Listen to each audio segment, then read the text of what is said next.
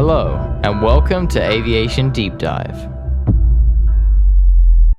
Aerial warfare of the Second World War was, by its nature, too chaotic to keep tabs on everything. Each individual pilot, each individual aircraft. It's no wonder that occasionally, the whereabouts or fate of a man and his aircraft would be completely unresolved. This happened quite a bit more than many people realize, and in fact is part of the reason that keeping exact numbers of combat losses or operational aircraft was essentially impossible. Sometimes, certain assets were simply unaccounted for. In today's episode, we'll be delving into one such story, taking place in the North African campaign during the Second World War, involving a tragic accident and mystery, the answers to which would be half buried, locked away in the middle of the Sahara Desert for exactly 70 years. It was June 1942. The Battle of Midway had finished in a decisive victory for the Americans, and the Allies were fighting a brutal and hard war against the Axis forces. Flight Sergeant Dennis Copping, age 24, was at this time a pilot of 260 Squadron in the Royal Air Force Volunteer Reserves, flying Curtiss P-40 Warhawks, redesignated Kitty Hawks in British service. Operating out of an airfield in northern Egypt, the squadron often undertook ferry and liaison flights to redistribute aircraft among various combat units. And on the 28th of June, one of the Kitty Hawks in the squadron was ordered to be sent to a neighboring airfield to be repaired, as its undercarriage was faulty and refused to retract. This aircraft, serial ET-574, would be piloted by Dennis Copping. Set with grid references, directions, and ready to go, Copping pushed the throttle up and set off. Lifting up from the airfield, Copping set his bearings. Due to the undercarriage being extended, he would have to fly quite slowly to avoid breaking it off.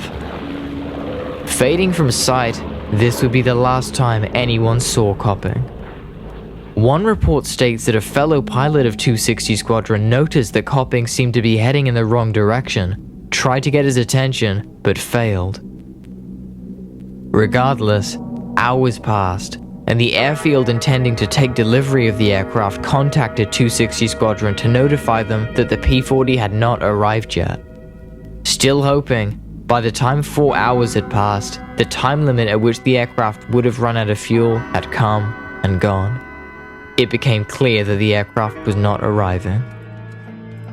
If you're enjoying this video, please consider supporting Aviation Deep Dive on Patreon. From as little as $5 a month, you can get early access to content, get exclusive voting power on stories and aircraft we cover in future videos, and help us produce more in-depth and high-quality content. Link to it in the pinned comment.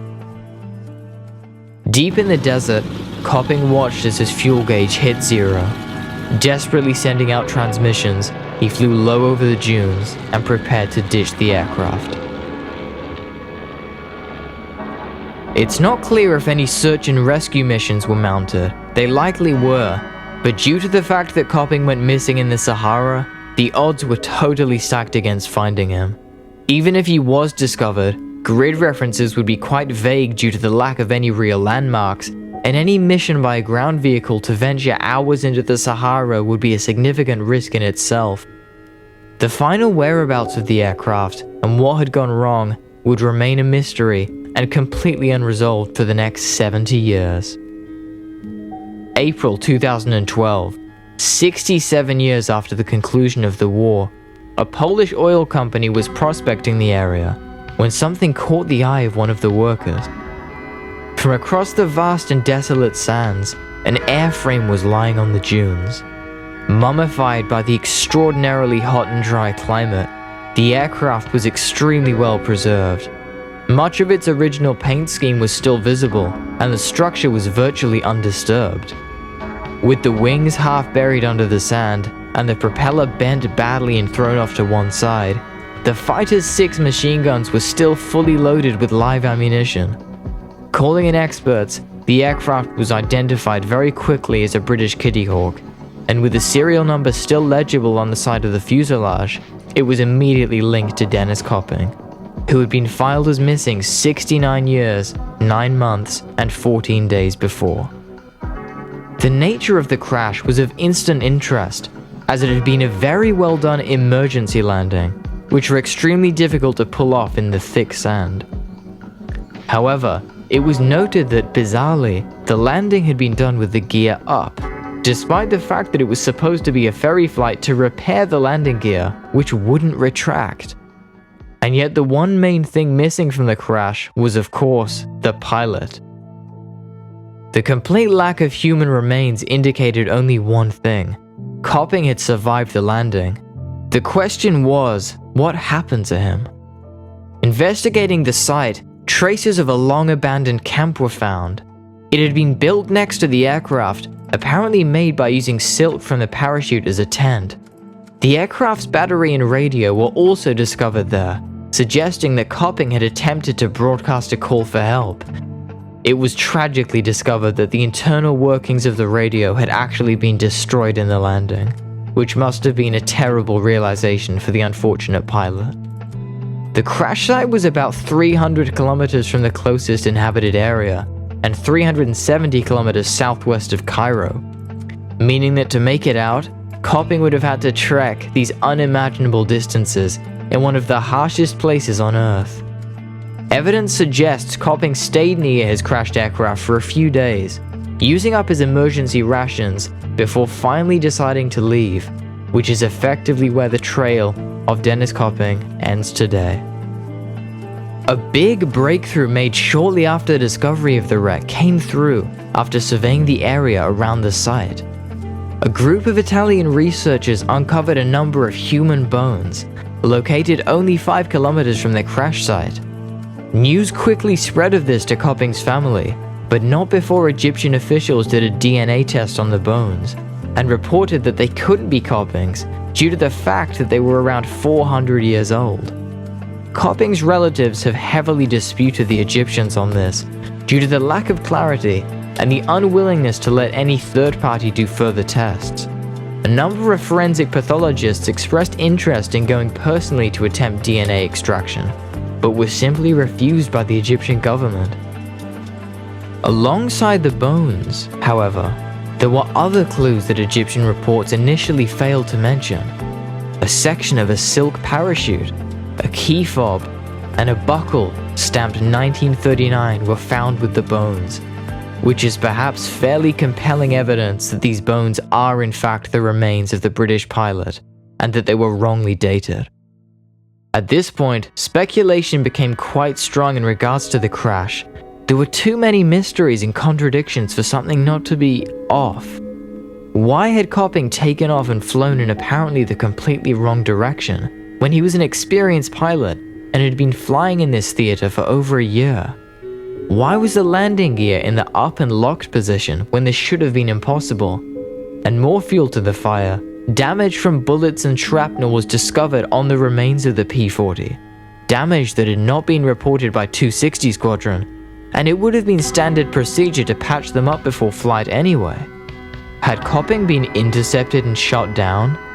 It's more likely that it was previously attained battle damage, but it adds another element to the mystery, one that has never been fully explained.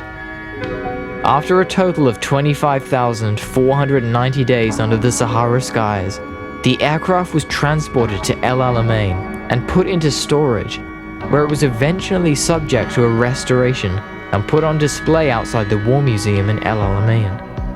Britain, unsurprisingly, was desperate to get this historic aircraft back on home soil. The Royal Air Force Museum at Hendon tried to initiate a generous trade deal to get the RAF fighter back, but negotiations with Egyptian officials eventually fell through. The restoration, however, has come under a lot of flack, pun intended. ET-574 was given a completely ahistorical and inaccurate camouflage scheme, and is considered to have been rather poorly restored, though it has at least been safe from scrapping and could one day perhaps be subject to a more historical, thorough restoration. Many aviation fans are hoping for this, not only because of the story behind it, but also because it's the sole surviving example of a Desert Air Force P-40 Kitty Hawk, out of the 3,000 originally supplied. A simple error led to a 24-year-old man to a terrible situation. And had fate been kinder and not rendered his radio inoperable upon landing, this might just be a very different story. As it is, unfortunately, it's very likely that Copping met his end in the blistering heat and unforgiving conditions of the Sahara, trying to make it back to civilization. He would have had no way of knowing that it was futile, that he was over 300 kilometers from the closest settlement, and that his fate was sealed from the moment his plane hit the sands of the desert. An unlucky sequence of events and a simple navigational error that ended in tragedy and the untimely death of a young man. Today you can visit the memorial of Dennis Copping, who paid the ultimate price while fighting for freedom overseas, and the many other servicemen who also gave their lives at the El Alamein Memorial in Egypt. Thank you so much for watching this video of Aviation Deep Dive. Consider liking and subscribing for more weekly content, and please also consider supporting us on Patreon. See you in the skies.